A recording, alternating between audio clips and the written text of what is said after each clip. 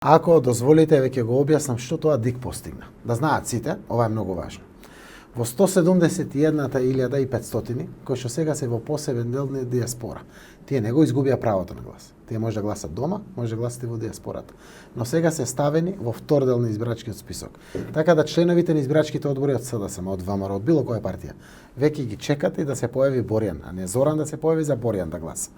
55.000 биле злоупотребувани од тие 171.000. Пример, Зоран Заев е роден на улица Штрасе 157 во Берлин, но е македонец по татко. Татко му е роден овде. Да му кажеш, тај покажи ја Македонија на картата, не знае да ја покаже на картата на свет. Никој пат не дошол во Македонија. И знаејќи дека тие луѓе не се враќаат во Македонија, некој ги злоупотребува нивните идентитети при процесот на гласање. Тоа е еден дел од Титаник, како што го представи специјалните јавни Тоа органи. е прашањето, дали тие луѓе кои се регистрирани и во изборната единица во општина Ресен, а живеат да речеме во диаспората, дали ќе гласат и ваму и таму? Не, сега тоа е расчистено. Ако он 2 недели пред гласањето не се регистрира да гласа во конзуларното представништво, он го губи правото да гласа во диаспора. На денот на изборите, ако си дојде дома, он може да гласа дома. Но веќе е расчистено.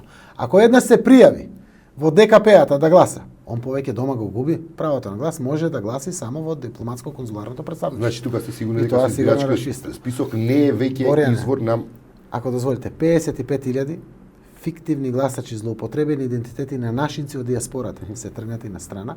Сега има и сликичка на избирачкиот список и 25.000 се целосно страните избирачкиот список. 80.000 гласачи се тоа. 7,5% од вкупниот број на излезени гласачи 2014 година. тие биле дел од искористени во дел од математиката. бувањето, биле искористени и тоа не само 2014, и 13 и 11. Од тогаш почнал тој процес, од 2011 година, на фиктивни гласачи. Никогаш Груевски не му било доволно колку пратеници ќе има. И кога го слушавме, 62 барам, тоа би 61, он ги знае сите математики на плюс, што тоа добива. Сега тоа е отстрането. Сериозно покажува тоа дека мојот глас како гласач сега ќе влијае. А не без разлика дали ќе гласам или вака или онака, 80.000 ќе ти ги тупнат внатре и готово, тоа го дерогира целиот процес на одлучување на граѓаните. 7,5%. 16.000 гласачи го презентираше и МОСТ тоа. Ако внимателно се распоредат на 6 изборни единици, само 16.000, не 80.000, 80.005 пати повеќе. 16.000, значи 6 пратеници повеќе на ВМРО, 6 пратеници помалку на СДСМ. 12 мандати е тоа, а 80.000, така да тој дел е отстранет.